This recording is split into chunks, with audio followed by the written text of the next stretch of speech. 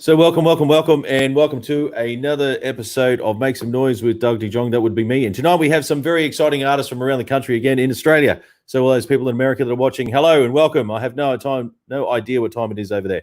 But tonight we'll be talking to different artists about their story, about what motivates them to keep and stay in music, and also, more importantly, be an original artist.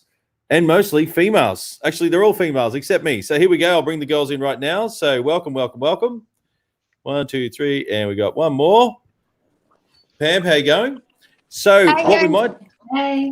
Everyone wave on cue. There we go. Excellent. So Pam, I'll let you go first. There we go. You want to do your intros? Yeah, cool. My name's Pam Harder. I'm a female original artist, originally from New Zealand, moved to the mid-north coast and now residing in the Northern Rivers and the Lower Clarence. And I play blues and soul and funk and R&B. Wow. And then anything else you're into? Oh, yeah, I love rock. Oh, business-wise, I have just launched a clothing line. Wow. Launched some really cute ladies' underwear and swimwear briefs. And it's actually going really well. And then I run and organise some showcases to help other artists keep playing as well. Oh, fantastic. Awesome. Thank you for that. So next we have Bailey. Bailey, here we go, Bailey. And how you going? Hello. Welcome. And what do you do and where are you from? I'm from the Gold Coast, and I'm a singer-songwriter, guitarist. 17 years old, still in school, and just making my way through the local music scene. Yep. Well, so and what about influences? Or actually, we'll probably come back to influences, actually. That's good. So welcome, Bailey. And we're going to go over to Olivia. Here we go, Olivia. Hello, Olivia. What do you do and where are you from? I'm a full-time musician on the Sunshine Coast. I play, when I'm by myself, I play a lot of blues, folk type music, and with the band we mostly do blues, rock and roll, and just scream at people. Yeah. You scream at people, fair enough. So you're in a band, not just solo. Yeah, so I do my own solo stuff because I do it full time, so I do a lot of solo things and pay the bills, and then with the band we have a bit of fun. All right, cool. Bit of a rock chick. Excellent. All right, so thank you. We'll go over to Emmy. Here we go, Emmy. Hey, my name's Emmy. Hello. I'm a singer-songwriter, mainly like R&B, neo soul, jazz sort of stuff. In the daytime, in my professional life, I'm actually a music teacher. Me too. Mainly in high schools. So that's the daytime, and then the sun goes down and I sing a little song. Yeah, wow. That's fantastic. Fantastic. So welcome. And we go straight over to Jody. Hey, Jody, how are you? Hey, good. Thanks for having us on. I am on the Gold Coast, everyone, and I'm a full-time singer, songwriter, single mum / entertainer, band leader, booker of all gigs, all things to all men. It's just it's full on. Oh, by the way, I got in the mood. I hope you like my cup. Oh, right. Hang on, you have to put it right up to the camera. What's in it, though, of course. My children are in bed, so it's like, no one will know it's in the mug. Oh, fantastic. Well, welcome. There we go. Lara Brown says hi, Jody. So there you go. Excellent. So, well, let's get the panel thing going. Here we go. Love you, Jody. Amazing voice. You got fans. So when it all started, what was, so maybe question number one, and also people who are watching, please share this. I try to multitask, but I need help. So please share this going around. So any questions, please ask, and I'll put them up on the screen, and we have 5 people who are actually musicians that we can give you some real life experience. So maybe question number one, maybe start with Bailey. About influences. So what made you want to be a musician? And I'm not just talking about, a pop star, maybe, Justin Bieber or something like that. But something a little bit deeper. What actually motivated you to be an artist per se? When I was young, I always grew up with music in my household. My mum always liked really AC/DC rock music, and Dad always liked country because he's from America and immersed in that sort of stuff. Yeah, and I think I just always loved singing. And I remember when I was 3, we dropped my granddad off at the airport, and I started singing the national anthem just for fun. And so I think it was just a combination of supportive parents pushing me to do what I love to do, and just getting myself out there and filling myself with music classes and asking music teachers in primary school, like, what else can I do? How else can I play and get out there? Yeah, I think you just said a good point there, is that you had supportive parents to help you on your musical journey. That's awesome. And maybe Olivia? Been amazing. Oh, sorry. Yeah, that's awesome. Does mum and dad play instruments? No, mum's trying to learn. I'm trying to teach her guitar at the moment. She's struggling. She always says her fingers hurt. But my grandma, she played ukulele. Awesome. Fantastic. Yeah. That's awesome. And Olivia, what about yourself? What influenced you to be a rock star? Very similar, actually. Also extremely lucky to have parents that didn't think that music was not a career choice. They were always extremely supportive, and my sisters and my brother are all ridiculously talented. So I just grew up being taught how to do things musically that you just shouldn't know when you're 5. Yep. So I was really lucky. Okay. And yeah, just great music. I mean, I'm one of 4 kids, and every sibling and parent have just such diverse music tastes that the house was just full of noise constantly, and so there's just all different influences coming from in different genres. Yeah. Yeah, that's fantastic. It's not a phase. Do you know? I like that comment. It's not a phase. I'm going to be a rock star. My whole family's still kind of trying to tell me. I think they're all secretly hoping that I'll go back to law and like be a lawyer. Wow. Yeah, and I suppose I did kind of say to them that I'd do this to a certain age and then I'd go back to being corporate, but it's not really what motivated me to be an artist. It's just who you are. It's not, you don't have to be motivated to be something that you are already. You just kind of realize your truth and then you decide to live it. And I guess that's how I ended up doing what I'm doing now. I've never been happier than creating things and making money off it as well. So combining that business side with the artist side and just really making a go of it. That's fantastic. Okay, and maybe over to Emmy. What started it all for you? Because you said you're a music teacher, so obviously you put in some serious years of study as well, backing that up. A couple, yeah. Well, sort of same deal. Musical household. It was sort of forced. Like in a nice way, it was forced. Come on. Yeah. Turn 7 and you have to pick an instrument, and that was the discussion. So all of us kids had an instrument. I chose violin or dancer. Wow. Until I broke my back, and then had some. Yeah, it's a wild ride. And, my God! Were you crowd surfing? Hey. Were you crowd surfing? Yeah. A bit too hectic. And I had some recovery years, and within that, I rediscovered the festival scene, and then that's when I saw music to be more of a profession. I went to uni, did all like bachelor of music and then teaching, and so that's where it sort of started up again, and then I haven't left. That's amazing. Are you allowed to say where you danced professionally, like on different stages, or? It was mostly in the cities, so like Sydney, Brisbane, Melbourne. Oh yeah, wow. Yeah. That's cool. Different Yeah. shows.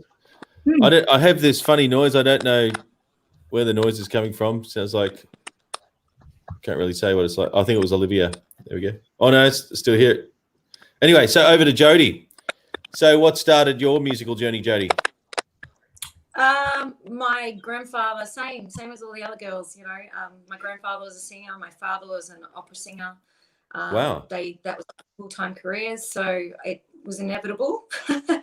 And yeah, so I started at a really young age, you know, performing and writing music, and I decided not to take the opera path.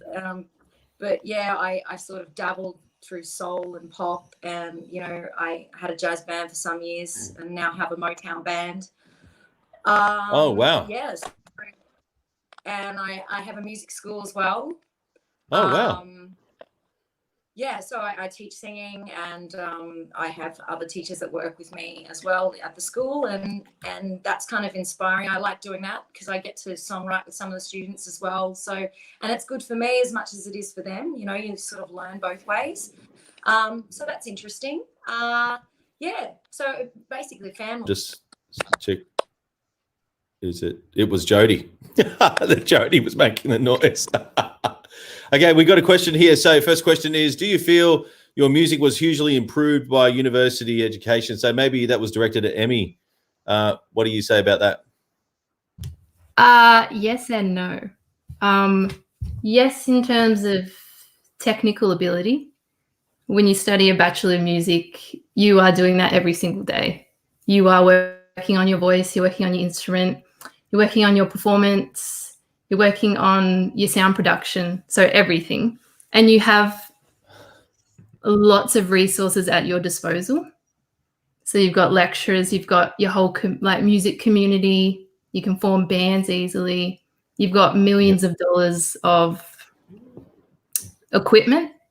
Yep. But also in saying that, it was,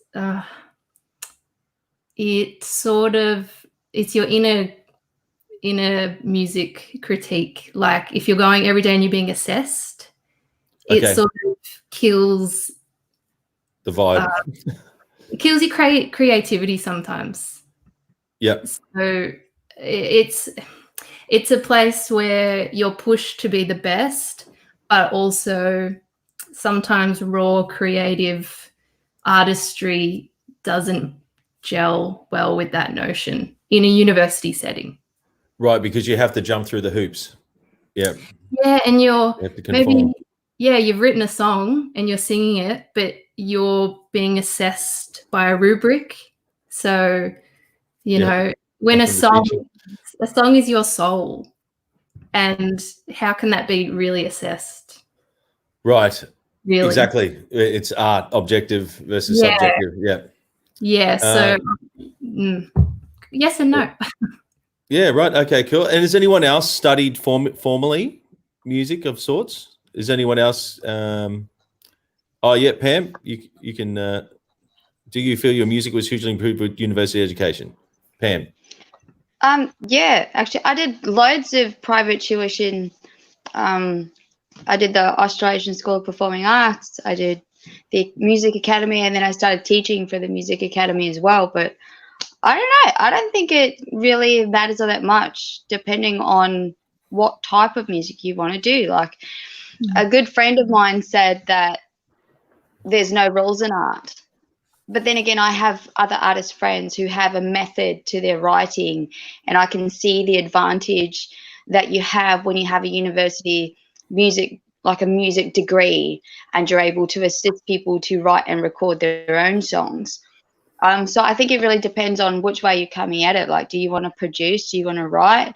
Or do you just want to play live performances and connect with people in a way that feels good to you? So, but then again, I don't know if I'm biased because I do have that education. So, yeah.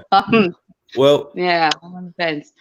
I guess also maybe even Bailey being at your age, actually still in school, do you think your school music teachers actually are supportive of what you're doing? Yeah, I think they're really good at being supportive. And I did a Cert 3 in music industry at TAFE recently, last year.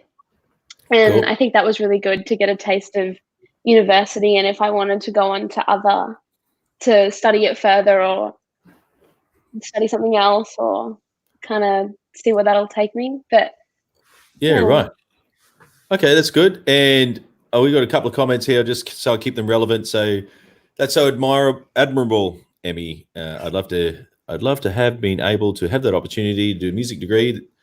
I play by the heart and ear, and I agree. You can't assess the soul in the songwriting creation. And this one's for Jody. It's Natalie here. I work with you at Movie World. There you go. Your mic's on mute. So I've actually gone to uni as well, similar to Emmy. I went and did a jazz degree, and I went and did a postgrad in instrumental education. I went and did honours as well. So I'm looking down the barrel of maybe doing PhD later in life. However, some of the greatest people, what's his name? He wrote Your Body is Wonderland. John Mayer. He went to Berkeley, and he studied under Pat Patterson. I don't know if songwriters, you should know who Pat Patterson is. He wrote the book on how to write, or maybe scientifically analyze a song. And he sort of consults with Aerosmith and all these other big name drop bands. But my point is, John Mayer met this guy at uni. He didn't actually finish his Berkeley degree, but it's a contact. Yeah. But maybe going over to, here we go. You rock, Emmy. There we go. So maybe Jody, can we talk about education with you? Then we'll get to Olivia. So education, what did you, your mic's still muted. You'll have to sort that out. There we go. Yeah, look, I was lucky enough that my grandfather taught at the conservatorium in Queensland. So wow. I got some formal training. However, I regret actually not going for the contact side of things, like you were saying. That would be good. So mine was I got straight into the workforce, and I've been performing since I was 12 professionally, like being paid, I should say. So it was just an organic thing that happened, and I kept my training going privately on the side, and I'm still training to this day. So I've done courses in between, things like that, things that I can fit around live experience. And it's funny, my grandfather never even finished like grade 8, and he was one of the greatest international operatic tenors that probably ever came out of Australia. So he couldn't write very well, and he sang in 8 different languages. So you know what I mean? But in saying that, I would have loved that opportunity. Yeah. So yeah. What was his name? Donald Sidney Smith. Wow, that's awesome. That's fantastic. Yeah. And maybe Olivia, have you been exposed to the education train? Oh, I'm not that clever, unfortunately, but it's something that I've naturally been able to write and sing, and I've obviously been taught by my siblings and my mother, and they're all really, really talented, naturally talented human beings. But I would say that if I could study, if my brain let me concentrate on one thing at a time, it would be fabulous, because it definitely would help with, writing a song and then showing it to the band and knowing keys and progressions and all that sort of thing that all of you talented, beautiful people know about that I have no idea about. But at the same time, it's never worried me all that much, because I've still been able to write the music that I want to write, and I'm lucky enough to be surrounded by such talented musicians who have done the undergone more educational paths. Yeah, well, I think that's great. Where I lack, they can sort of help. Right. Well, I think what you're describing there is the oldest model in the world is called mentorship, right? So being a teacher is the oldest job in the world, and because that's what mums do, right? The mums have to educate the young. But I think mentorship, so maybe if we even go on to maybe mentorship, but before we go there, we have a question here. Is reading music important? So maybe who wants to Who wants to go first? You may as well go first, Olivia. Is reading music important? I think it's very dependent on your job and what you're doing with music. If you're a session musician, 100%, it's important that you can read Right. music. If you're in your own band like I am, I just write down squiggles and they sort of figure out what I'm trying to say. So it's more important for them than it is for me. Okay. But it's probably important to surround yourself with people who can read music. Okay, for us, cool. that are more challenged in that area. And maybe Bailey, is reading music important for you right now? For me right now, it is with school and like, you know, in my music class, we have to know how to read music, and I play trumpet as well. So I'll come back to that one. Yeah. Oh, that's good. You play trumpet. Yes. Wow. Well, I must say, I'm not a trumpet player, but teaching instrumentally, there's only 3 valves on the trumpet, right? So for those other people out there, and there's 12 notes in the Western music scale. So you have to hear the pitch before you play it, right? So that's cool. It's all to do with like air and how much air you put into the instrument. That's awesome. That's awesome. And Pam, to read music or not to read music? I reckon read music. This is really hard for me to say because I got kicked out of music. And put it this way, like English is my second language. I spoke Māori first. That's our native language in New Zealand. To learn that language really well, and then also be presented with music, which is effectively an entirely new language, mixed with a whole bunch of numbers and maths being one of my worst liked subjects. I just don't think I was that way inclined, you know. But if you put music in front of me and ask me to play it, I can read it because they made me. Right, okay, fair enough. Yep. But it makes you a good musician, you know. If you're going to do this professionally, you probably should. Right. Even if you don't like it and maybe it's not your fave thing to do every day, you should learn to read and write music so that you can do your job properly. And so, Emmy, being a professional music teacher, what's your take on that? Because you get to have the other end of the stick. Oh, it's not a happy end of the stick. It's a challenging one.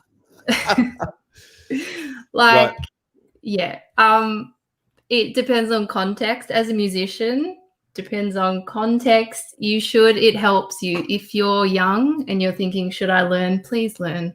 Like, you never know where you're going to go to or who you're going to play with. And just being able to have basic basic skills, anything will just help you in everything. So I'm just going to say yes. Try as much as you can. But in saying that, like, music notation is a Western thing. Like, it's a very white person thing, if I can say that. Like, yeah, I understand. You know, and like I see that in the classroom where kids already know music. They know, like, they have it in their body and in their mind and in their culture. But as soon as I put some dots on a page, they just hate it. Yeah. Because, you know, and that's in teaching as well, if you're not teaching it in a engaging way. But I don't think music notation is necessarily the be all and end all, especially in a music classroom, to get people engaged and in love with music. Right. But yeah, as a professional musician, if you're thinking about going into that area, I'm going to say yes. It'll just help you. The more skills you have, right, the more confident you are, and the more people you can play with in the community. Yeah. Yeah. Well, I tend to agree like that with context. So true, Emmy. There you go. Is out of necessity, you know, nearly 100 years ago, everyone had a piano in the lounge room. The lounge room, those two words, is because you used to lounge in the room, and you know, sight reading. Everyone did it because everyone had music, and because everyone had a piano. And when the 50s came, the pianos got chucked out and the television came, then the necessity wasn't there to be able to read. For entertainment, you just like click on the TV. Yeah. So the model changed. But anyway, I've got another question. Here we go. I love to be able to pick up a piece of sheet music, not knowing what the hell it is, and then discovering what was written there and playing your own interpretation of it. Well, the whole point of writing stuff down was for recording. So before we had record players, they had written sheet music. So that's how they remembered the ideas. Yeah. But anyway, over to Jody then. You're running a music school. Do you, especially, you know, having a history of opera, etc., do you teach reading? And what's your thoughts on that? Yeah, we do. We teach theory, but I can't. Yeah. When Amy was talking, I was like, "Yep, I would have said that. Yep, I would have said that." She pretty much summed it up. You know, I'm insane. I mean, you put notes in front of them, they're not interested. But you know, you do get a lot of. I get the singer-songwriter types that they want to be able to accompany themselves. So obviously, that's absolutely necessary. So look, I'm not the greatest reader. But if I was to be a session musician, absolutely. But I have a great ear. So I think I was lucky enough that the ear's been trained really, really well over the years as well. So it, as Emmy said, you can't not have enough strings to your bow. And I think that goes, you know, being original or singer-songwriter women, you have to know your business inside out. And that's being able to read music, do performance well, be able to, engage with people and entertain, and also be able to put your heart and soul into the song, and and also be able to market yourself as well. There's so many facets to being an artist these days. We run the back end of our own Spotify accounts and stuff like that. You've got which is massive. Yeah. Ins and outs of digital. You've got to know a little bit about production and how to get a good sound when you're playing with a band. So myself, I multitask across all of it, and I'm not brilliant at all of them, that's for sure. But I just try and know as much as I can in all those areas. But obviously, my love is in teaching and performing, and it sort of goes hand in hand. But I don't think you necessarily have to read music, to be successful in this industry. Okay, that's good. And I got a point here. Interesting perspective. This is from a couple of minutes ago. My son is a musical genius, basically as a composer naturally. He was advised by one of our friends who's a doctorate in music and teaches at the con interstate not to go to the con to learn, as they destroy his passion and creativity. Who wants to go first? Maybe Jody, while you're there. Agree or disagree? Yeah, I've heard that. We've all heard that, I'm sure. He's obviously a musical genius, as you say, and it's horses for courses. Everybody gets something out of everything. So it depends what suits the personality, what style of music you're into. Are you more focused on songwriting, or are you more vocally orientated? So for me, I was more vocally orientated. So, and then the songwriting came with that. So it's depending on who the mentors are, who the teachers are, what you're trying to achieve, what's the end goal. There's so many questions, you know what I mean? Yeah. So I don't think there's any right or wrong answer at right. all. I just think, like Emmy said, you add the string to your bow if you can, and try and stretch yourself as a performer and an artist. Okay. Yeah. Well, then we might go straight to Bailey about this one, because you're at the beginning of your career. Here we go. There's Licia. Hey, girls and men. Okay, cool. So have you heard of the conservatorium? Do you have preconceptions of the conservatorium, and would you be scared to go or not? Yeah, I've actually been looking at schools at the moment when, about to start having to audition and apply to get into unis. And, I've heard all the horror stories and all the great things that have come out of them, all the different unis that I've been looking into. And I think that it's what's right for you, I think, at the time. And, I've heard some people who didn't go to uni first year and went later on, and that was better for them, and some people who went straight away. And I think it's just really what's best for you and your personality type. Like Jody said, it's really what you can put into that course. And if you can put in 110%, then you're going to get the best out of it. Okay. And okay, great. Well said. And Olivia, do you have any fears of institutions? Musical institution. Institutions, yeah, probably. Look, I completely agree with what's just been said. Everyone's individual, and I don't think you can put any musician in any sort of particular box that something's best for you and best for everyone. I think everything's different for everyone. Like Ellie just said, I've heard the horror stories of, you know, you go in as a musician and you come out as some sort of robot and whatever else. But I can't see any harm in education in any sort. So I think if you can somehow get as educated as you can and hold on to your spirit and your own feeling towards music, then I can't see anything wrong with it. Okay, cool. And Pam, to con or not to con? You've got to turn your mic. There we go. Yeah, I'm going to say that, okay, Jenny's my spirit animal right now because I should be advocating as a teacher. I know, or Amy and Jody, you know, we teach, and so we really want the kids that we teach and the artists that we teach, because I teach adults as well. I want them to not have the shortfalls that I had. Like, even though I had all of this extra tuition, it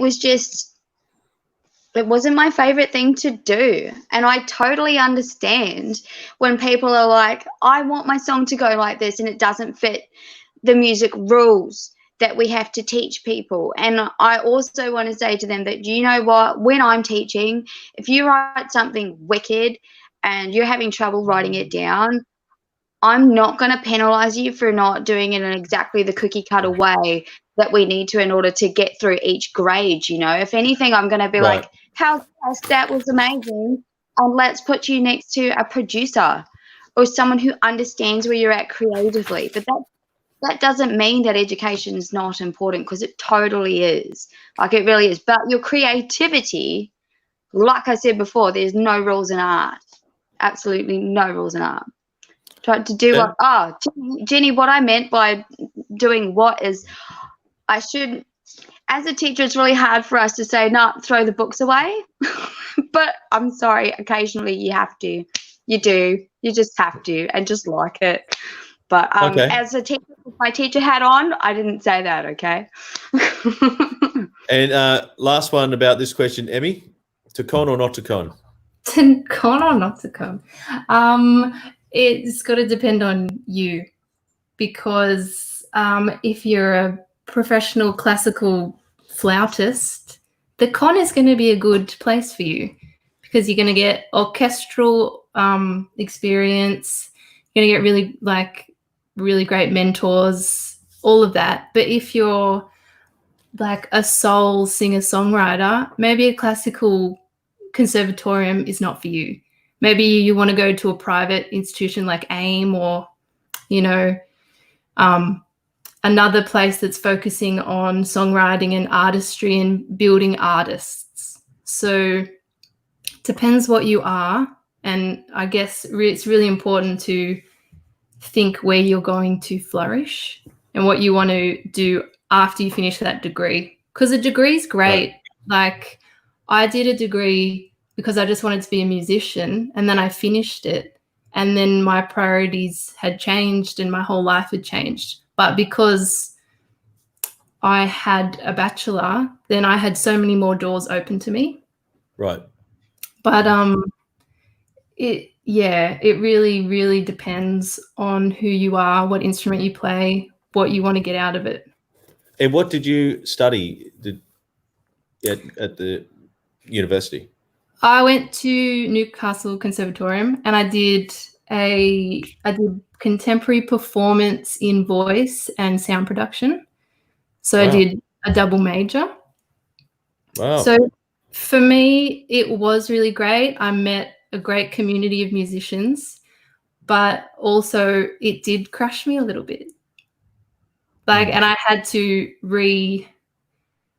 rework and re-honor my own songwriting and creativity. Both, that's why I say yes and no, because it was a wonderful experience. I got professional experience. I trained in my craft every single day. But also I did it in their way. Right. Yeah. Yeah. I like what you said about it's not a one-stop shop for everything. It's just whether you're into it. I went and did a jazz degree, and it's not for everyone. And like the drop-off rate studying jazz is out of control. So, you know, if there was 100 people in the room, there'd only be 10 that'd be like crossing the finish line. I think in my graduation, there was 7 of us that finished. So, anyway, it is what it is. But I'm just saying, I think it's passion. Like I said this on another show the other day about discipline and passion. You know, which one's better or which one's worse? Because discipline is that the energy has to come from somewhere. I must do this. I must get that done. But if you're passionate about it, it keeps you up at night, right? So you go, oh, wow, look at this on eBay. Scroll, scroll, scroll. I might watch a YouTube or watch that. So if you can, when you're learning music, if you can find that thing that'll keep you up at night, that's the passion you need to tap into. But yeah, I really like that. But I could see some people crushed and destroyed. And I want to do my little dodgy drawing being a teacher, this little circle being knowledge when you start out. So maybe this is really good because we have a panel of people from different times in their career. So that might be Bailey now, seeing the music world. But when you go to another place or whatever, they try to force you to, well, maybe not force you, but, you know, encourage you to see the music world in a different way. It still exists. It's still a breathing entity. But as you get older, you can say, hey, I'm going to take some of that, going to take some of that. Yeah. But anyway, keep it all together. So hopefully we've answered that question. That was a great question by, was it, I can't remember who said that. Catherine, I think it was. Catherine. Thank you, Catherine. And now this one about publishing, then we'll get onto the rock and roll stories. A publishing deal was the way to become an original rock star. If you got a printing deal, that was making it. Back in the day, and only time you ever heard music was if someone was actively playing it within earshot. So do you guys, I guess he's talking about distribution. I know I've done original stuff before and get a distro deal, blah, blah, blah. But I guess now with the whole digital thing, maybe if we quickly go around and see who's released music. So maybe Bailey, if you want to start, have you released music or you're just about to release music? Yeah, I actually have 2 songs out on Spotify and iTunes and all the streaming platforms at the moment under Bailey Pearl. Bit like older stuff I did when I was a bit younger, and I have some more hopefully coming out soon. An EP, hopefully. And yeah. what platform at your age do you recommend? What do you mean by that? Like, do you have like 5 million followers on TikTok or something like that? Oh, I just have Instagram and Facebook. All right.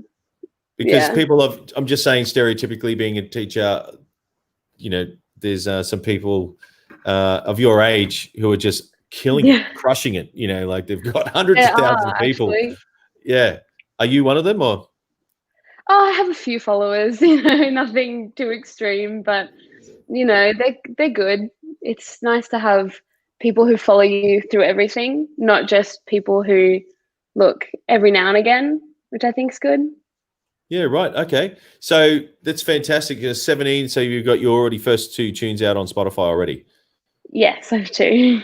And what's next for you? Are you going to do a record or an album or what's next? I'm hoping to do an EP soon, sometime in the future, but I'm really looking at studying audio engineering at uni. Oh, you have to talk to Emmy. Yes. Cool. Yeah. Very good.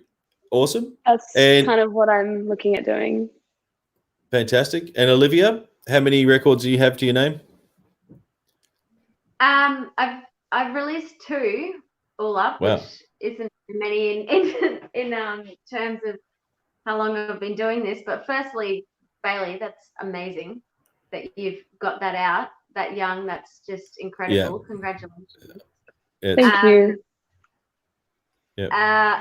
Yeah, I released one as a solo artist years ago. It was just a 5-track EP, and it was mostly just folk music. And then I released my Love and Liquor Down Under CD EP, which was another, I think it was 5 tracks, and we went touring through the UK with it with the full band, and was bloody cold.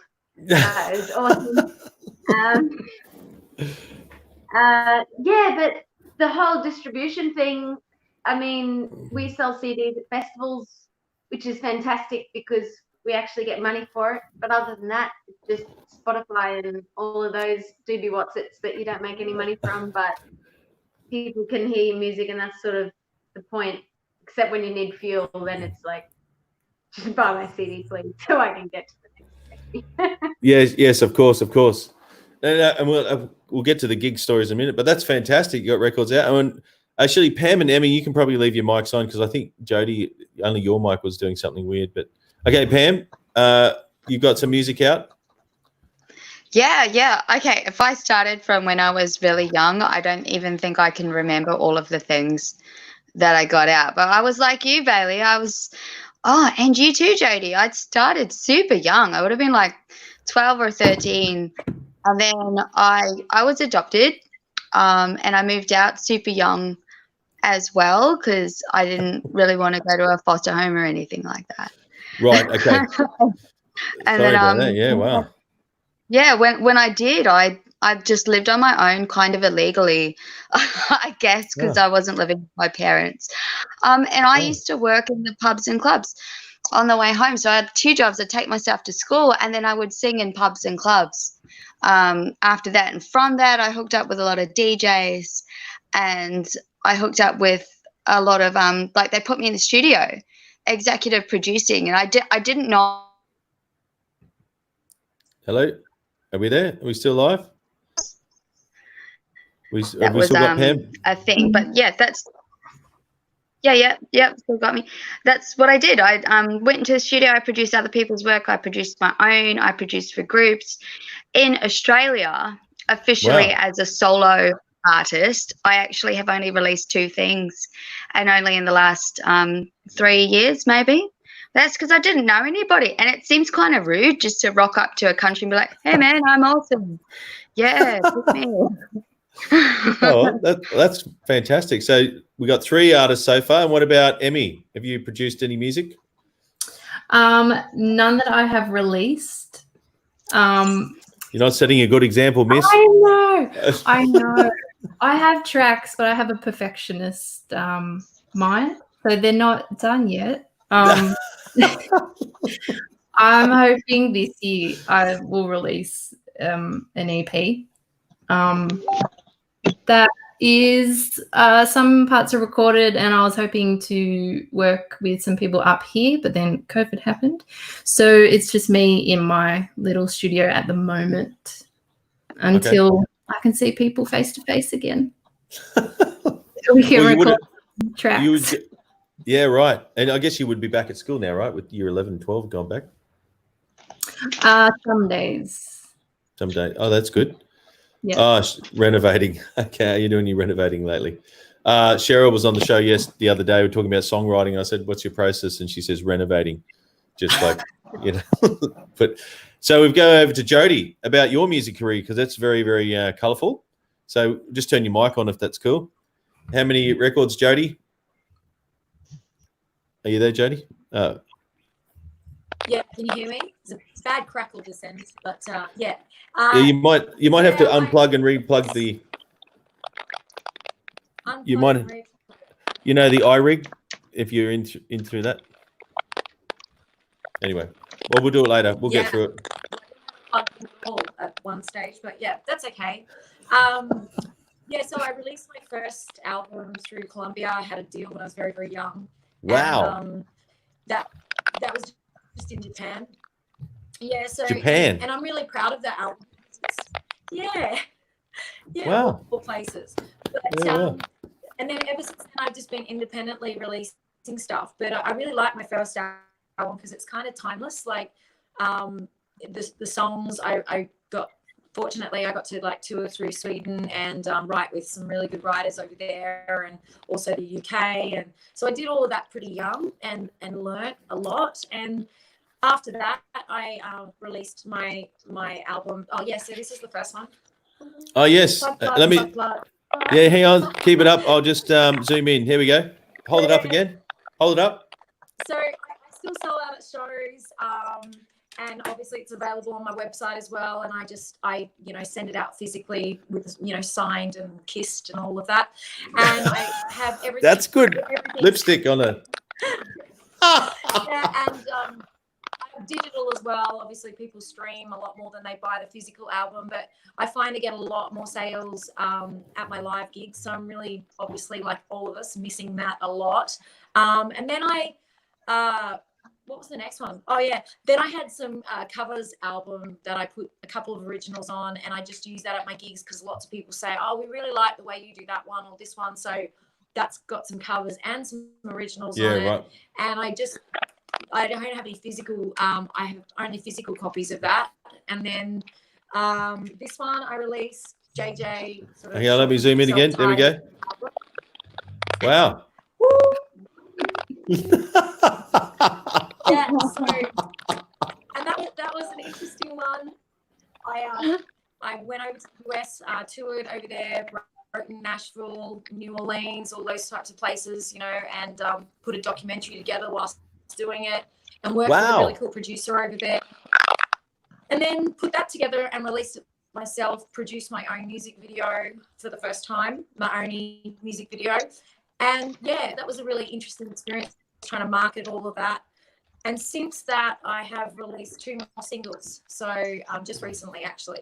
So yeah. Amazing. So you must be Spotify. Wow. I actually had this is my record. So if you're into instrumental guitar, so the story is I don't know if you know if anyone knows who Steve Vai is. I'm just name dropping. Steve Vai's produced and mastered my record, so that was pretty cool. Jody, I think you might have to pull your iRig in and out. Have to reset it, I think. And anyway, my point is, what was my point now? Yeah, just talking about getting it out. I had a video to go viral, and I only got lots of clicks on my point is I had lots of clicks on my Spotify account because of a video of, shredding behind your head and jumping around like an idiot with Tom Morello and Nuno Betancourt reacting, and Vernon Reid and John Five and all that. They were all jumping around and going, oh my God, crazy Aussie shredder. So only because of that video that my Spotify, I got nearly 20,000 clicks on it. And I thought, fantastic, I'm going to make some dollars out of this. And I think I got about $16 or something. Or not even. I think that was actually including the Apple iTunes stuff. Yeah. So let's, not a criminal at all. There we go.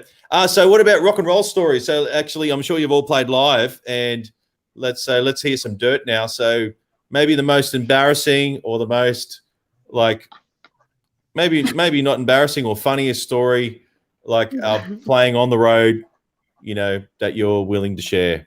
So who's going to go first? Maybe Bailey, do you want to go first, or you've got a funny story? Maybe you forgot your instrument or something, or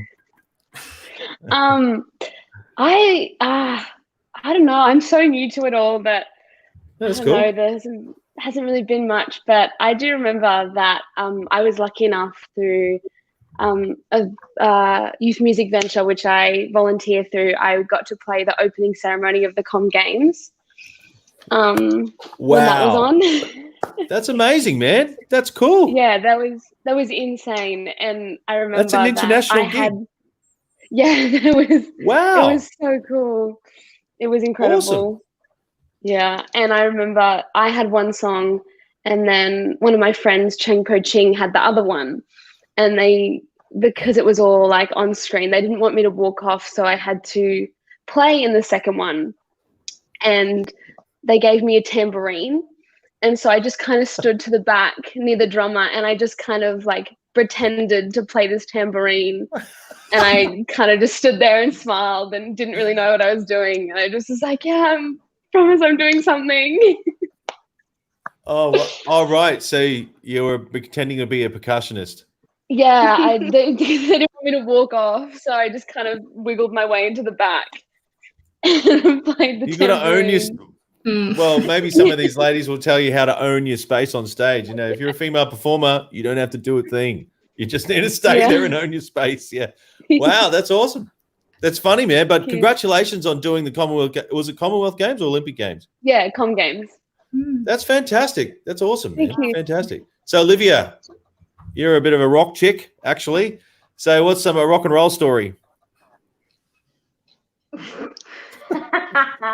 The awkward start's a good start. That's good. My voice doesn't suit my personality at all. I'm such a dork. I actually just got a text from my sister, and she said she told me to say that Hey, sister. we're on tour. Yeah, mate. She's my brains. She's the brains of the operation. We were on tour in the UK, and we rocked up, and we had this big tour bus. My mum is my mumminger, and she'd gone over beforehand and got this massive big tour bus in the UK, and Stein wrote it, and there's Olivia Ruth on tour all over this massive 40-foot bus, and we rocked up at this. Oh no! I think it was a double decker. We would have definitely flown off some cliffs the way the driver drove it. I don't know how we survived, but we rocked up at this venue that we were going to play at called the Raven in England, and I was sitting on a song had just come to my head, so I was just sitting in the bus writing this song, but everyone else came in, and everyone had seen us rock up in this massive tour bus, and my mum was the first person to walk through the doors, and this whole pub just erupted with applause, and everyone was taking photos of my mum because they thought she was Olivia Ruth, this big artist. Oh my God. Good, and mum. then, 20 minutes later, I walked through the door with my beanie and freaking pulled it, and we don't care anymore. We've already cheered your mum. It's all right. So good. That's awesome. So, firstly, congratulations for doing an international tour and also going to the trouble of actually putting your name on the side of a bus, man. That is awesome. So, why were you doing that? Were you how did you get yourself in that position? Well, I just released Love and Liquor, and my mum thought it'd be hilarious to call the tour Love and Liquor Down Under, because I love your mum. That's awesome. Yeah. And we just started booking a tour, her and I, really, and my sister. That they're all very involved and helpful because I'm completely useless. And together, between us three and a beautiful man called Bill Cauliflower, we just booked this tour as complete amateurs. And we were there for a bit over 2 months, went through the UK and Ireland and England, Scotland, Wales, and just screamed at heaps of people. It was great. That's awesome. So did mum actually book the bus? She bought it. She went over. I have no idea. We had no idea. We thought we were going to get picked up at the airport with like a little high-ace van or something, and she rocks up with this 40-foot bus that she decked out with bunk beds, and there's XPs and a kitchen. Oh, it was amazing. She's a bloody weapon, that Sheila. That's awesome. Okay, then you rock, Olivia. There you go. You got some. You'll have to send us a photo of the bus. That's awesome. Pam. Yeah. Rock and roll story. What's an embarrassing or rock and roll fail? Rock and roll fail?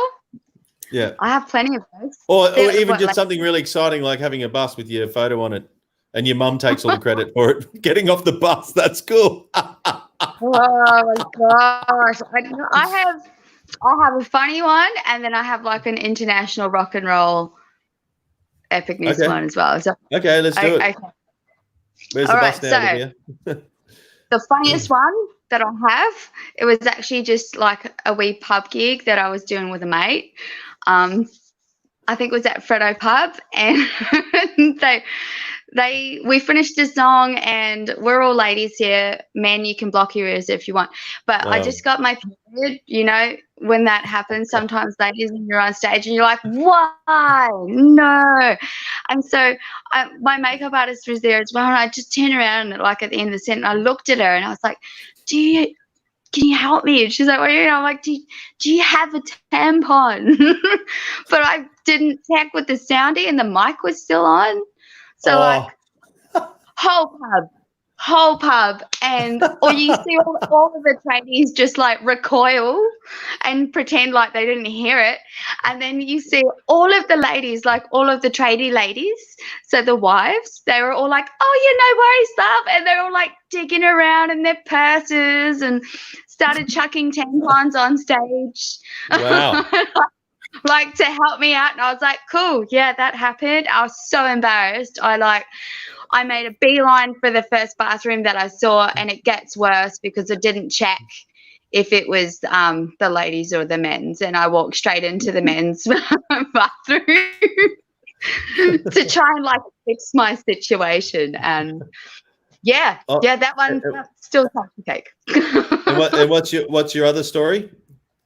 Oh yeah, so I was supposed to play this festival in New Zealand, and they'd sold out ASB Stadium. And it was kind of a big deal. So my family still doesn't know what I do, like the ones over on the island over there. So I'd invited them, but I was supposed to take the band with me. And then when I checked with the boys, I was like, hey guys, what's your passport numbers? I'm just doing the tickets now. Because like you, Jody, like you, Emmy, I'm like booker of all of the shows and organizer of all of the things. And then they told me at the last minute, they're like, oh, when you asked me if my passport was current, did you mean like now? Because it was current when you asked me when we booked the show, and now it's not. And so I had to like change the flights, get on a flight, I'm not even kidding, at like 2 in the morning from Australia. I landed in New Zealand at like 3 o'clock in the morning, and I had to like button message my family through Facebook, because you have to change SIM cards over there. Like you can't just call people to get someone to drive to the airport at 3 o'clock, pick me up. And then I got held up at the drugs place, like at customs, because my guitar at the time, because my guitar is in a coffin. Like my guitar case is a coffin for my electric. Wow. And so now the guy's just looking at me, he's like, yep, you've got cocaine for sure. That's a definite. So I'm getting swabbed. I'm getting like, explosive checked, and it's 3 in the morning. And then I had to get up at like 9 o'clock and sound check the next day on stage. But we did it. Wow. We did it. We pulled it off, and my nan finally figured out what I do for a living. Oh, that's fantastic. Well, just before we get that, I love that tampon story. That's amazing. Just before we get to Emmy about her rock and roll story, this is from, I'm just going to zoom in. So this is Felicia. There's Olivia's bus. There we go. Oh my God. Wow. You got red wheels. Oh my God. Look at that. Well done, Mum. Olivia! What's that? Love and Liquor Tour. Yes, Mum. We're so good. We're done bed. Oh, man. That is gold. Oh, That is let me gold. pull my box. Your I mum know. is awesome. My auntie and my cousin did all the sign writing in Wales. They're all there in the middle of winter, like painting everything. I don't know. That's amazing. Night painting. That's Yeah. wow. We got so Jenny's actually in the States. So here we go. How have you ladies missed getting out and singing at venues? Oh, we'll get to that question. We'll just finish up this question first. So rock and roll stories. Emmy, the most embarrassing or the most hardcore story? Look, Maybe they've you've been been really impressive so far. I don't know if I can compete with those. have you done a gig in a shower of tampons before? No, sadly. Hoping that'll be the day. No, sadly not. My story. I guess Sorry, Pam. last year I actually wrote a song for this organization in Switzerland, and I got to go to Switzerland, and it was this big 100th year anniversary celebration of this organization that helps women go to tertiary education and sets up all these amazing things around the world for women in education. Okay. So I wrote them a song for their big anniversary, and so I got to fly over there and sing it at the opening ceremony, and it was wonderful. Which country? Switzerland. So I was in Geneva, so it was pretty amazing. It was an amazing experience. But you wrote an original song and you got to go, and they flew you to Switzerland to sing it. Yeah, and then I got, because I guess I'm in the education sector as well, I got to go to the whole conference for free. Wow. So that was really interesting as well, because it was professors and from all around the world who came and talked about strategies and what's the next 100 years going to be like for women in education, and what can we do in our own countries. And it was actually an amazing experience. That's amazing. Yeah, so I sang the opening ceremony and I thought that was it, but I literally sang every single day. It was their anthem, but it was their anthem, and they opened every single day with it. And I couldn't say no, because I love them and they're beautiful, beautiful women. But I had sang every day, and then I had to sing on this Swiss ferry with this Swiss band, and everyone was dressed in pinafores and wearing hats, and I just had to sing that song every single day. Oh, wow. Yeah, but it was worth it. It was so worth it. That's amazing. Congratulations. International star already. It was pretty cool. That's fantastic. This is great. There we go. This is great viewing for Marshall. Marshall's an awesome bass player. This is great viewing. There we go. And just before we get to Jody, because I'm sure Jody's got some awesome gig stories. Thank you mega much for sharing your knowledge and experience so openly, honestly, and generously. Very much appreciated. Inspiring many people. These chats love your work. Okay, Jody. Thank you, Veronica. She's awesome. She's an artist. Rock and roll stories, Jody. Oh, where do you start? I've got so many funny ones. So I should give you a funny one. It's completely on me. Yeah, I was very young, and it was my first big show, and I had a designer dress. It was all white and it was all primed, ready to go. The crowd was pumped. They were screaming out my name. They really pumped it up, right? I had radio there. It was a really, really huge opportunity for me. Anyway, then they call out my name. MC announces me, calls out my name. He says, "Jody, Joy." Everyone just loses it. I'm thinking, fuck, this is my moment. This is it. This is all out. And I walk up the stairs, and as I get up to the stairs, I fully trip, flat on my face, boom, straight. No bleeding, pouring blood down the front of the dress. Your nose was bleeding.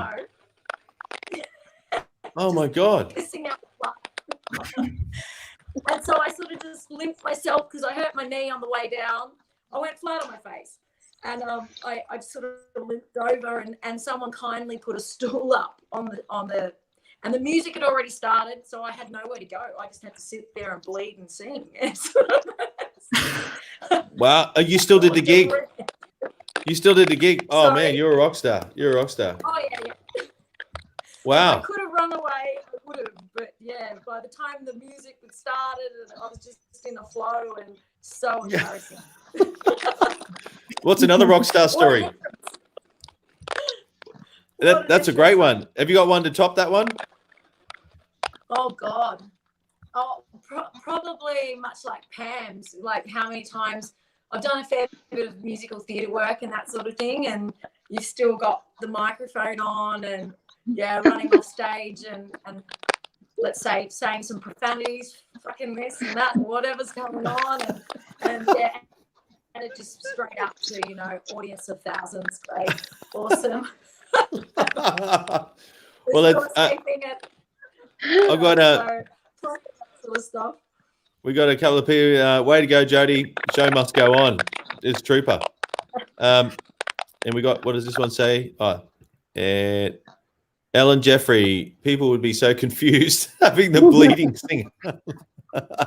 Do you know that person there, Olivia? Yeah, that's my gorgeous sister.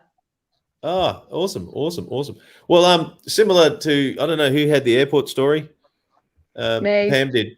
So I got two little airport stories. I was on tour in the US, coming back, and I bought a guitar strap. Actually, I might have it around here. And I bought a very, very manly strap. It had like all these bullet shells, and it was leather, and it was like really, really cool. But right on the back of every single bullet was a sparkly diamante. It was, it looked really cool in the light. Anyway, so as getting out of LAX, going through the scanner, totally forgot where I packed it in my luggage. Went through my hand luggage, and they scanned it, and they said, "Oh, excuse me, sir. Do you have a firearm?" And I was really delirious, haven't slept for a few days being on tour. And I said, "What are you talking about? My arms aren't on fire." And joking with Americans is not a good time to do that at the airport, especially about firearms. On the scanner, they looked at my guitar strap. It looked like a rolled up magazine for a machine gun. They thought the complete worst. Next thing you know, they thought I was a decoy for everyone I was traveling with. All the band's gear got pulled off the plane. They went through it inside out, upside down. Then they asked me this question.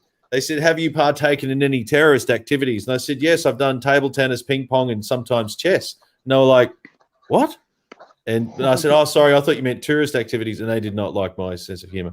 And the other, so I don't condone going to the States and being smart. There you go. That happened at LAX a few years ago. I was playing out at Mount Isa, and I saw this sign that says, "Do not cross the grass." And I was like, I'm in a hurry, I need to get the plane. Take all my guitars and luggage across the grass. Get to the scanner, and they, how they, you've been randomly selected for explosives. And I was like, clearly. And anyway, they tested it, and they swiped it, and they said, "Oh, you've tested positive." And I was like, "Oh, okay." And they said, "Do you work in the mine?" And I was like, "No, because if you work in the mine, that would explain why you're being exposed to explosives." And then they tested again, tested positive. I was like, "What is going on?" And then third time, they got out the other big stick, tested positive.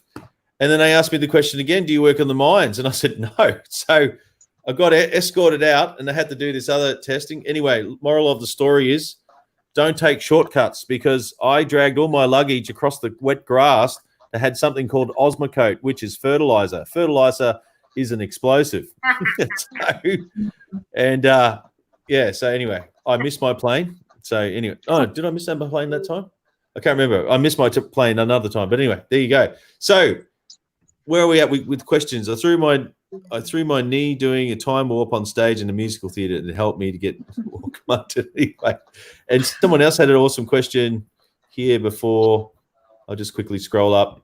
And how have you ladies missed getting out and singing at venues during these times? And have you learned anything new about yourself musically during isolation? All right. Yeah. And we probably, maybe Bailey, do you want to go first? Have you learned anything more about yourself during isolation? Oh, 100%. Being trapped in like a house by myself with my own thoughts, 100% I've learned how to like just really sit myself down and write something, whereas before I would always write when something came to me, instead of just like actually sitting down and saying to myself, I'm gonna write something now, whether it's good or bad, or whether I use it ever, just to actually do something and sit down and force myself to. That's good. And do you actually proactively try to understand any theory about stuff? I do. I take a theory class at school, so we're doing well done. We all about classical musicians and jazz, and we learn all about the beginnings, and I could probably name every era of music there ever was. That's good. Yeah, so during isolation, our teacher's been sending us all of that, like our work that we're missing, and so we've just been studying all of that stuff as well. Oh, that's fantastic.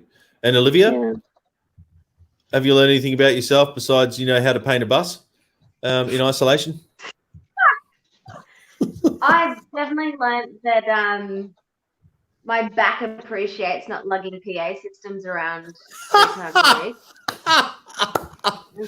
That's awesome. I thought, aren't you the singer? Don't you have to worry about your microphone stand? Hey? You're the singer. Don't you just carry your microphone stand? Oh, bugger off. Singers have to carry the whole PA system. Thank you very much. Yes, we do. That's a myth. It's a Guitarists myth. just drug up the guitar and the bloody amp 5 minutes before we start. Oh. Oh, fair enough. Touche. And yeah, so have you learned anything more musical stuff? Have you just been pumping the songs out? And Well, also, the other question I was going to ask is, when you drive with your mum, do you get out first now? well, no, I don't mind Mum taking the spotlight. She's like Well said. Well said. and deserves it 100%. You know, I've definitely had more time to sit down. Guitar's not something that's ever come naturally to me. I'm definitely a songwriter and a vocalist first. It's something that I've always been very passionate about. Guitar's something that came into my life out of necessity. So working on that, having the time to work on that's been great.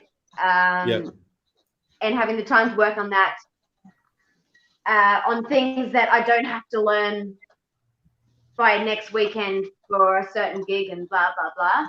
It's also been very nice to just be alone where, like you said, songs coming organically. That's sort of 90% of my songwriting is just when songs come organically. So when musicians or other musicians in my band or just mates, they're coming up with things and they're sending them to me, and it's really great to have them send them to me and go, hang on, I don't need to just randomly come up with a song. I can hear this and go, okay, I'm going to write these lyrics to this song and make this work out of just pure, this is what I need to do, instead of just out of inspiration. Right. Yeah. That makes sense. Yeah. Okay. Yeah. Cool. So you're getting the job done. You know, there's a guy called Michael Badio. I'm not sure. He plays like a guitar with two necks on it. Has anyone seen that? You have? Yeah. Actually, I've got one just like it right here. Here's one. I can see that? Does it have 20 strings? Anyway, sorry? Does it have 20 strings? Like, how many strings does it have? Oh, that's the harp guitar. I've got a harp guitar over in the back corner. There you go. Up there. That's got 20 strings on it.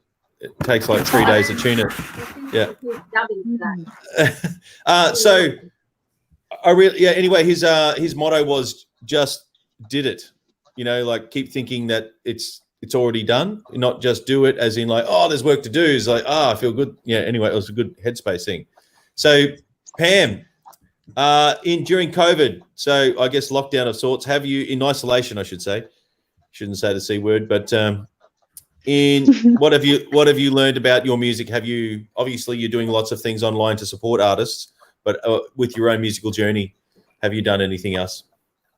Yes, I finally have. So I spent 2.5 months putting together an online platform so that other artists can continue to play. And while I did that, I actually had to put my own work down, and that was really hard. But that was the first thing that I learned about myself, is that in isolation, I didn't go straight to, oh, woe is me, or how am I going to do this now? I went straight to, how do we help as many people as possible? Which I think is pretty normal for musicians. It's kind of just what we do. Anytime there is a crisis, we go, how are we going to help? How are we going to make this better? That's what I came up with.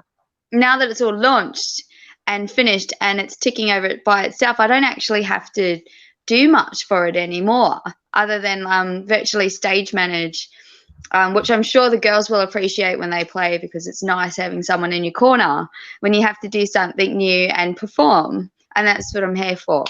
But the reason I think that I'm good at this, or I'm good at that part, is actually because I've done it. Like, I've been the freaked out musician that rocks up on location and goes, what on the earth is this, and where do I put all my stuff, and how does the sound work, and where do the chords go?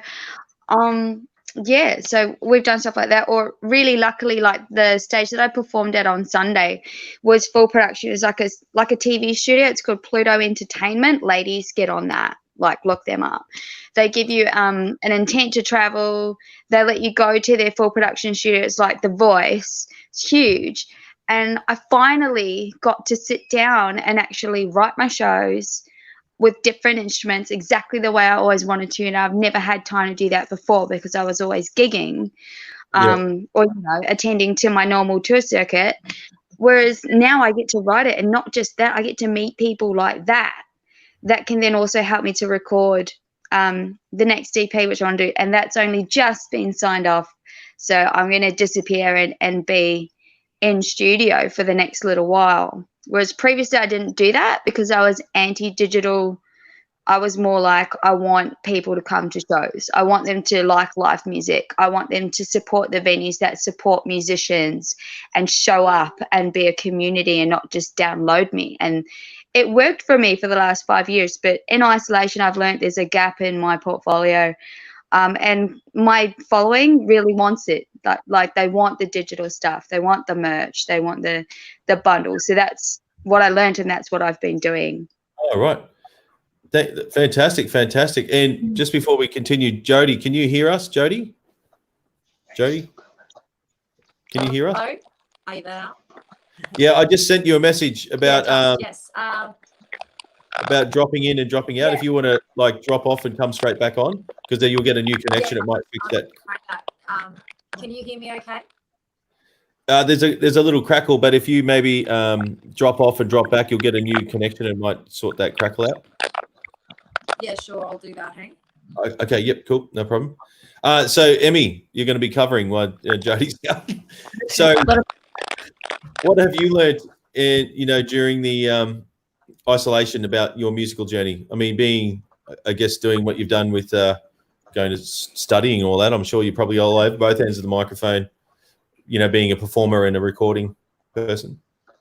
Yeah. Probably the one big thing is because, the performing side's face-to-face in a live audience and the energy is gone, but it's opened up time to really focus on songwriting and production, and it's giving you that time to, think about instrumentation and what I want things to sound like, because I've been given that time.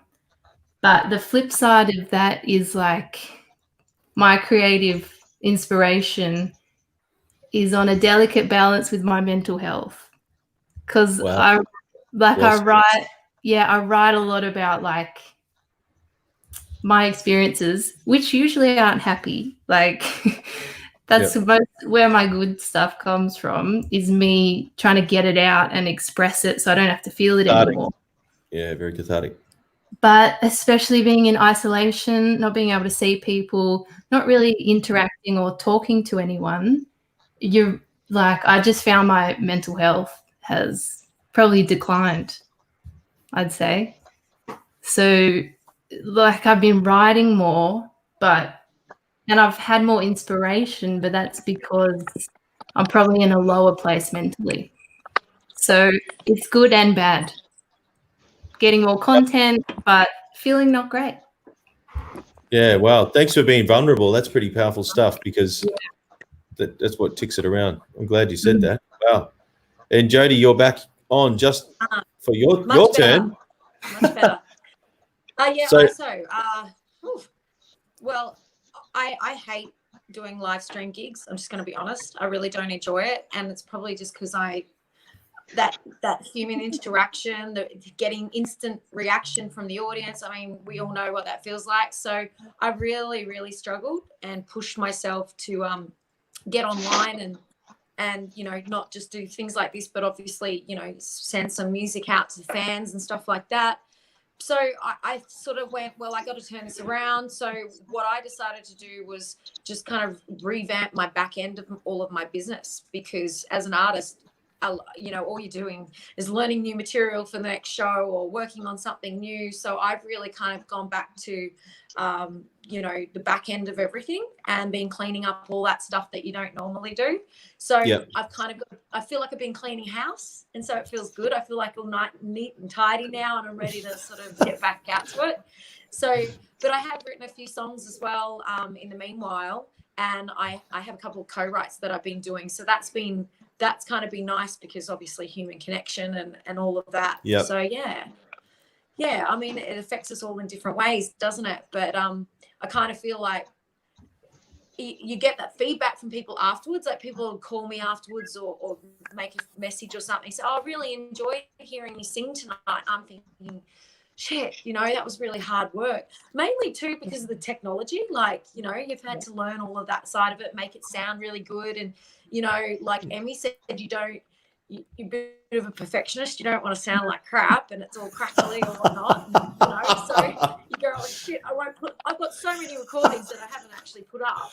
It's like, Right. Not good enough. Yeah, I appreciate your honesty. It's been an experience. Yeah, it's been an experience. And the iRig, because we were sorting out the iRig just a few hours ago. The iRig. Yes, we were. The iRig was very interesting because I've got all the gear and I know a little bit enough to get by, but it's just frustrating because you're not focusing on your craft, you're focusing on all this techie stuff, and I'm like, oh god, bring me a sound man any day. So thank you to Marshall out there if you're listening for helping me out, and Doug today, much appreciated. Yeah, no worries. Oh, Marshall, cool, excellent, it's fantastic. Yeah. Marshall McAdams. Oh, right, excellent. Of course, because he's mentioned. Great bass player, awesome audio tech. Great all-round guy. Yeah, he's played in my band many times. Yeah, good man. Oh, fantastic. Well, we've probably got 2 questions left. So maybe another fun one. So maybe what's another good question? If anyone else, before I actually say my question, does anyone actually online have anything else you would like to ask? Please ask now. Now's the time. Now is the time. Also, please like and subscribe all the artists that are on tonight. They need your support. Actually, the arts needs everyone's support right now because there's no arts going on musically right now. So please do that. So I have a funny question. It'll be really, really quick. Being a female topic, I asked this one last week. Pink guitars. Who has a pink guitar? Maybe Bailey. Have you had a pink guitar? I actually had a pink guitar when I was 6. It was my first ever guitar, and it was Barbie. It was like a Barbie guitar, and I had a Barbie drum kit, and I remember that. And they were both pink. So, awesome. And, yeah. Olivia? Nah. No. No pink guitar. Oh, you're so rock and roll. That's funny. Jody, pink guitar? No. But I've definitely done the rhinestone microphone. Yeah. Oh, that was going to be my next one. Okay. Diva. Okay, cool. Yeah. Emmy, pink guitar? I don't do pink. Oh, well, let me ask this question. Maybe we're starting from Emmy. What color do you do?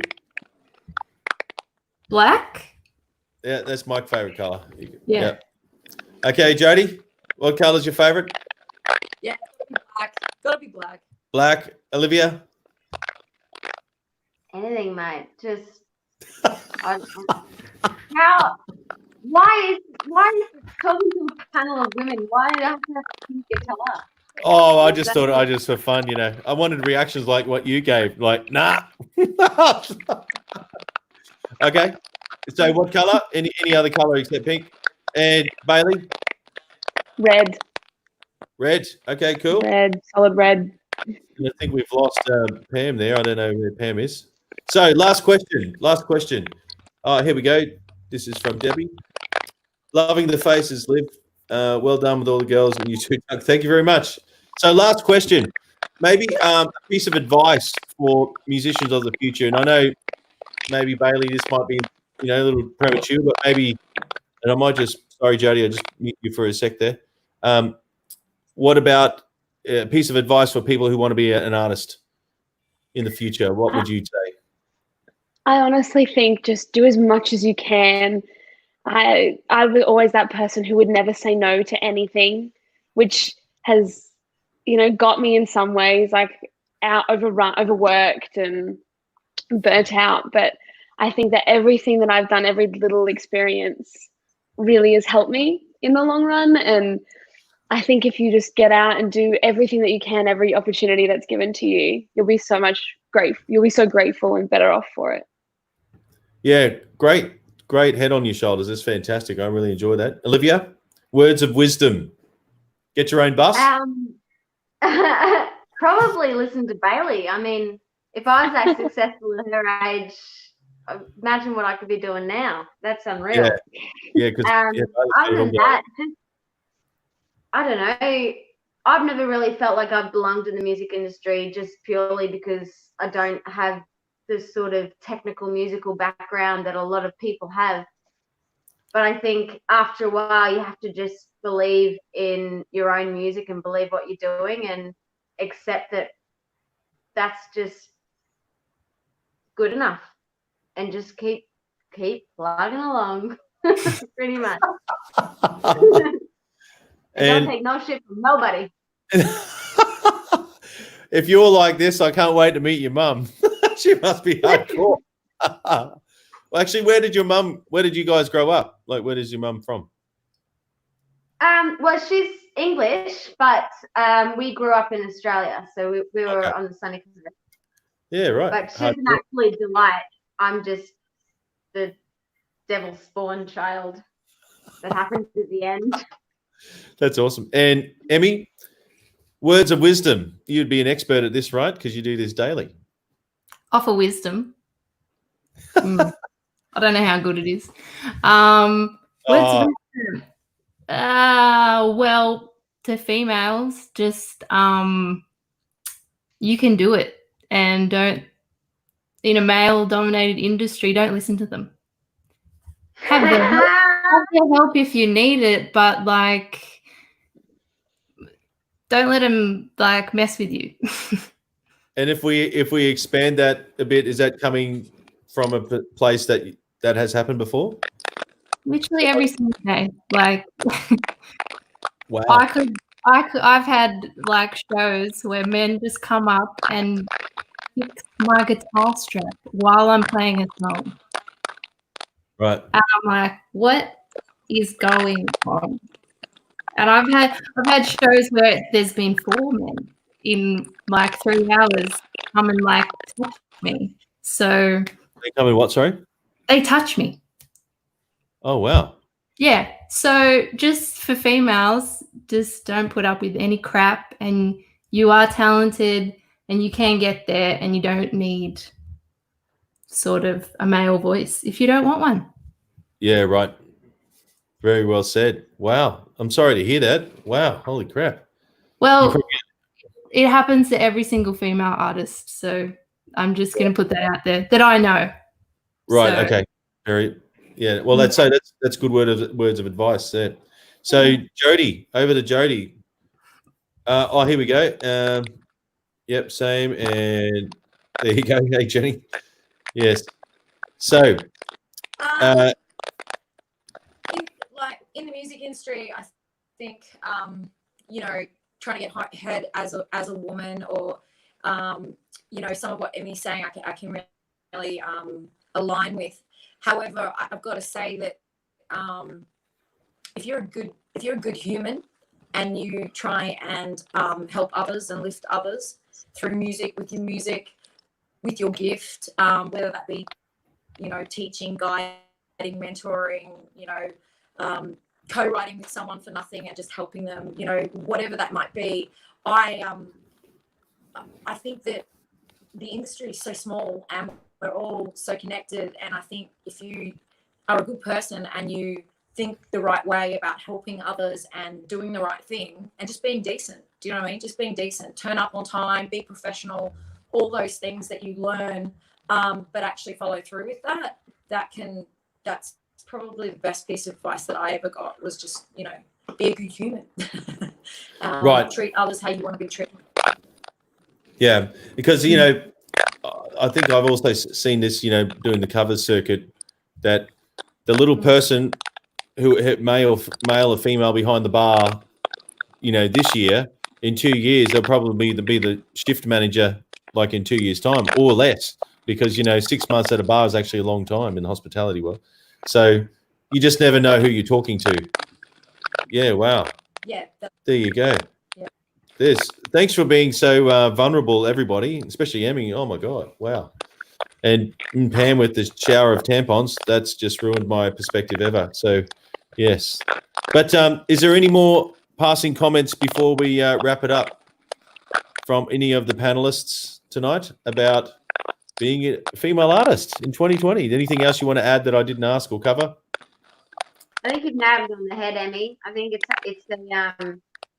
something that people don't necessarily see because it can be quite personal and quick and intimate, the things that people do to you while you're on stage or while you're lining up at the bar and in your break or while you're trying to load your gear and they're trying to take it off you because they can carry it better even though they've had 3,000 beers and you're like, don't touch my mixer, that costs me a lot of money.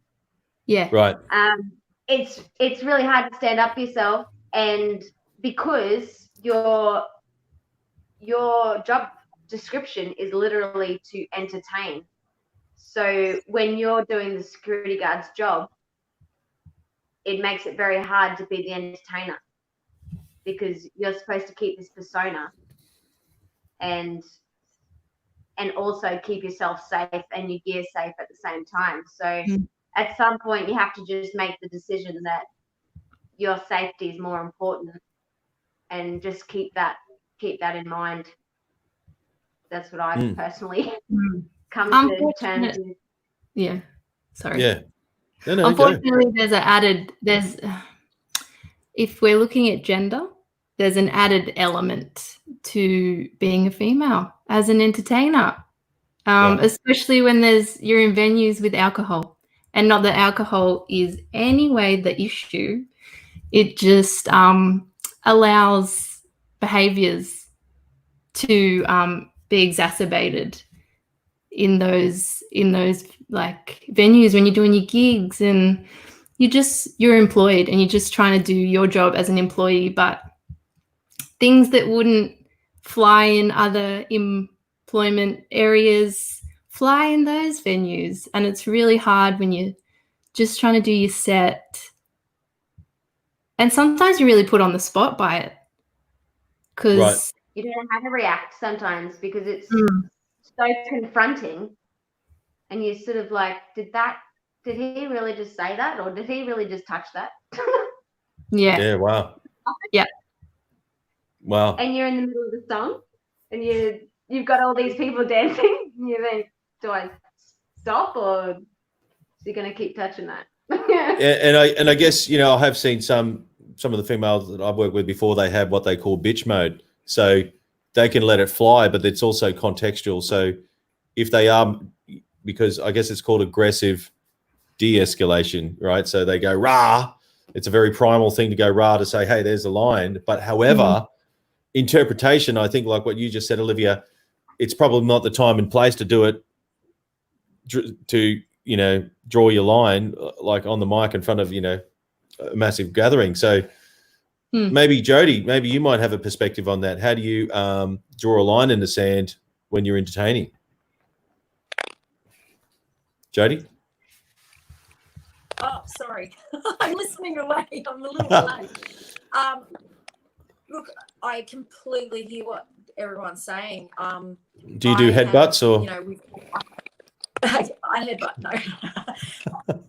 I don't have as many issues as what I did when I was first starting out. And I think that, having good wit, having a really good way of being able to turn people around really quickly, having a good relationship with the venue managers as well so that you feel protected. Look, only a few months ago before COVID, I got put in a headlock by a woman in the audience. So I don't know if we can say it's all men, but it definitely, she was drunk. I went up to her. I was dancing at their table. They were having a great time. And she tried to take the mic off me to have a bit of a sing. And I'm thinking, oh, okay, no big deal. She's had a little bit, but I know how to handle myself. And I usually can say something witty over the mic or deal with that person in a way with my mannerisms. I'm quite a strong sort of forward chick anyway. So, usually people don't fuck around with me. So I've been lucky like that. But this woman, she just tore into me and pulled me into a headlock.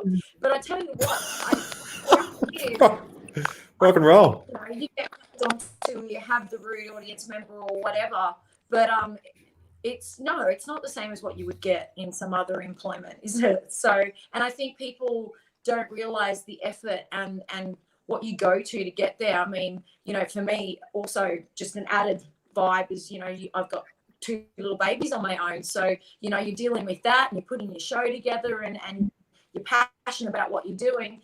I think if you surround yourself with really good people, and so that particular night, I'm very, I know the venue managers very well. They hop straight onto it. My band members, they're absolute complete gentlemen. They always look after me.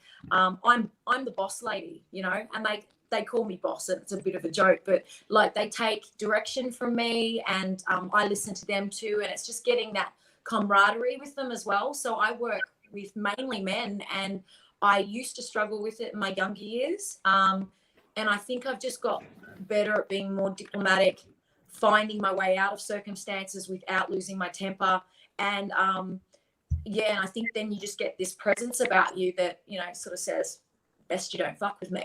I don't know. Yeah. It must come across. It must mindset. come across. But yeah, it's certainly different, isn't it? Being in pubs and clubs and that sort of thing. And even in large audiences, you know, I've been in auditoriums and theatres and you're getting heckled. And it's just like, wow, the disrespect for our industry and our craft and how much effort we go to get on that stage and do what we do. It takes a lot of balls.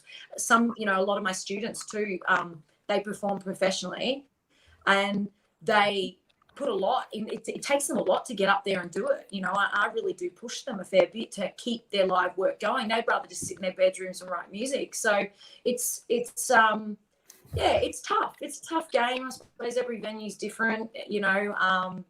But yeah, what was I going to say? Oh yeah, I wanted to say something positive though. On the Yes. Sorry, I'm talking too much.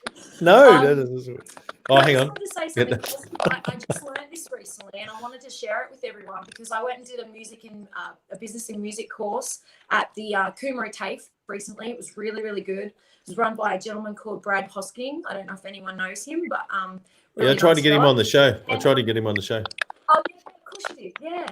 So it was great. They had lots of different people come in and talk to us, and yeah, they were saying that the algorithms and things have changed for artists. So, you know, oh, she's in competition or he's in competition with me, but the best thing you can do is actually start liking other people's music, especially on Spotify in particular, I'm talking, and really getting into other people's music and crossing over, because apparently that's what gets picked up in the algorithms as well, is that you're actually following other people. So times have changed, you know, that where, oh gosh, I won't go there or support that person because they're in direct competition with me. There's none of that anymore. And I'm loving that about the music industry. I'm loving that we can all be supporting each other. And that's what's so cool about this panel, like all us chicks doing our thing, you know. So yeah, go power. That's cool. It's really cool. I just wrote a song actually about that. So yeah. That's awesome. And maybe Bailey, do you have anything to add to that whole thing that Olivia and Emmy was brought up? Yeah, I think there is issues. Like I've definitely had people come, and like I'm 17, I'm really short too. Like this tiny girl carrying a massive PA from like her gig, and people come up like, you know, I've just got my license, so I'm just driving around on my own, and like come and try and help take it to the car, or, you know, and I think it is important just to be aware of that kind of stuff and what stuff does happen. But like Jodie was saying, I did the same course last year, the music in business, and I think it is good that now we are we're connecting through algorithms, and by connecting you can gain more followers, and the music industry is becoming so much more inclusive of artists and being able to join forces. And I think it's really heartwarming to know that that's kind of what's getting us through, especially in these times. Yeah, and I think also too, in relation to what was just brought up, people doing stupid things, because everything, like every venue, every event, it's been recorded, you know, by 50 different angles. if someone did get up on stage and do something silly, there's probably going to be evidence of it, you know. So why bother? But yeah, anyway, getting back to the positive though. I wanted to say that before, but I didn't want to interrupt anyone. Getting back to the positives, I think the cross pollination. I think you have to be an active member in whatever platform you want to do. You can't just go and buy your way in there. You have to be active, and which is actually a duplication of real world activity. Like when you go to gigs, you've got to actually meet everyone face to face and actually be sincere, and let them shake their hand. And I know, actually, I was going to ask this question before. May as well do it now. We may as well extend it for another 5 minutes. Why not? My show. Why not? Just connecting with the fans. So do you actually proactively go and connect with your fans to meet and greet?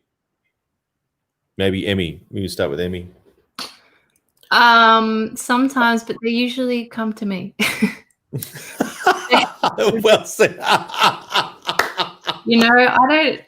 They usually just come up to me because I've just sung a song and then I'm getting a drink and that's their time to hone on in. So, they usually do my work for me. Oh, wow. Yeah. Olivia?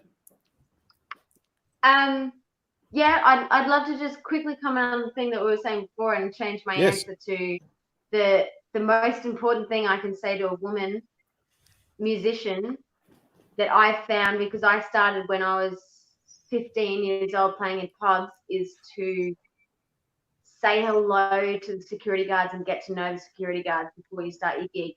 It's really important for your own safety. And I know it sounds a bit dramatic, but there've been times where it's literally saved me. Just knowing the security guards. What's the actual question? Fans. Oh, I bloody love them. They're bloody awesome. I mean, you get off stage, they want you to sign your boots. They buy you drinks. It's great. I mean, they're all bloody awesome. They're the reason you play music, really. So well said, Olivia. Well, at least you can take some of your fans with you. You got a big enough bus. Yeah, that's it. I don't know where the bus is anymore. We got another one, but if you want to ride in that, just message me. That's amazing. All right, cool. So we've just got. So maybe if we just wrap up this digital Spotify thing, because I know Emmy's just getting into that, but maybe Bailey, have you got any digital knowledge that you want to share of what people can do? So in the music and business course, we were learning about all the algorithms and like the really like math type stuff that goes into it. And it's very much like your social media is linked to your Spotify account if you've linked them together with your artist name, and on your Instagram or Facebook or whatever you use to promote yourself, if you share artists that sound like you get on there, like as soon as you've listened to their album, after it'll be sounds like these people, or these people sound like what you've just listened to, and that comes up, and then you start showing up on there. So people who listen to like if you listen to Justin Bieber and then you go, I sound like Justin Bieber, and you've been putting them on your social media, they start coming up, you start coming up under that you sound like him, and then people hear your stuff, and that's the really nitty gritty algorithm part of it. Right. But so you say you keep going. Sorry. Oh, I was just going to say, as for like getting on playlists and stuff, there's a bunch of curators you can email or talk to, or, hey, I've got a song. Can you add it, or can you have a listen? There's heaps of that sort of stuff. That's great. And I really like what you were saying before about if you need to share the music that you like, because everything's connected anyway. So they look at, that's how they, pigeonhole you really. With this record here, this was like 2 years of my honors composition. What's really, really bizarre is that every single track, because it's a concept record, is completely different to the next. So there's like, hardcore stuff, really, really chill funk stuff.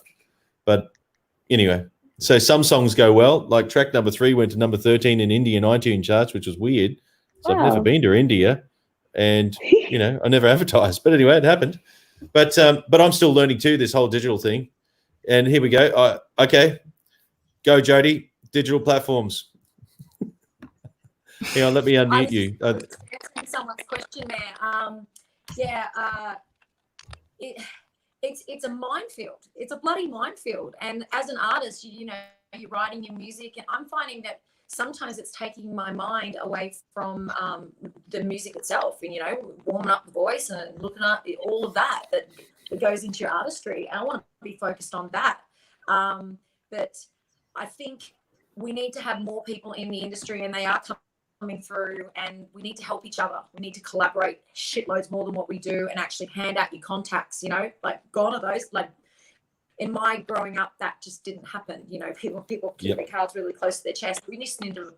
And that's what I do at my music studio. I'm like, give my kids all the information I can. I give them gigs. I try as best I can to help them with the knowledge that I have. And I think we need to be doing more of that, you know, a lot more. And I've really been reaching out lately, and I've seemed to have found some really good, not too expensive, but like building like a little team around yourself, you know, so help you with your marketing, help you with, you know, putting your different campaigns together, talking about how you can tour and what to do and your merch. And look, there's so much to it, isn't there? And, you know, back in the day, that's what the record labels did. So it's a real minefield. We need to just keep doing stuff like what you're doing, Doug. What a wonderful show, you know, like just getting information to people, because I need all the help I can get, and I'm sure you guys do too. And someone was saying, how do we get higher rotation on our songs? And, you know, you get like 2 cents unless you're Taylor Swift. Streaming's really hard. So I think it also, what I would like to impart tonight is educating your fans. Like, people are your friends and they don't even buy your music. It's weird to me sometimes, because they actually don't know how. Like, they go, oh, but I listened to it. And you go, well, it would be, if you add it to a playlist, that really helps. If you and they don't realize that, because a lot of people use Spotify but aren't educated on how they can help you, and they want to support you, but they just don't know, you know. And sometimes these fan links and things like that can take people all around the show, and it doesn't make it very easy for them. So you just reminded me. Trying to you know, you just reminded me. I go to the trouble of making all these things, and I keep forgetting to use them. There we go. That's my YouTube channel. But anyway, we should probably wrap it up there, because we've been online for quite a while. But I might just say thank you to all the girls and the guests. And I don't know where Pam is, or there's half of her just on that show over there. But please stay on the line, girls. But thank you. Everyone wants to wait. Oh, did everyone bring a cup of some descript? There we go. Oh, there we go. I've started a trend. Look at that. Because the last cup I had, I smashed it. So sorry, Mum. You're going to have to get me a new one. Some strange cup for Christmas. That's the handle, actually. Looks like a phone now, but anyway. But please stay on the phone. Please stay on the phone. Please stay on the line. So, and I'll talk to you all in a second. But thank you for staying on. So here we go. We'll just put everyone there. So thank you very much for watching. This is Make Some Noise with Doug Jong, and tonight we had some awesome guests. Please go and like and subscribe all their avenues. So all the guests will put their little, I don't know, links of some descript up there. And while I'm talking about links, please like and subscribe on my YouTube channel. There you go. I would like to get 1,000 subscribers, but I am nowhere near 1,000 subscribers. So please subscribe. Anyway, have a good night. Thank you again. See you soon.